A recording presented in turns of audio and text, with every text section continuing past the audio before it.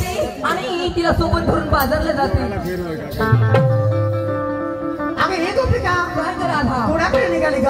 मी तुझ्या घराकडे चालली माझ्या घराकडे? बाजारला का नाही गेली? काय सांगू तुला काय झालं ग? अगं माझ्या घरी मंडळी निमित्त पाहुणे खूप सारे होते। हो का? मला जागच नाही आली। असं बाई अगं माझी पण ती सदस्यच झाली पण आता जायचं कसं जायचं? अगं मावशी तर 8 दिवस झाले बाई घरी नाही भावाच्या घरी गेली अजून असं बोली पत्ता नाही पण मी काय म्हणते काहीतरी बोलत चालत जायचं बरं चाल मग सांग ना ह्याची कथा काय सांगू ऐक मग राहते काय गोपे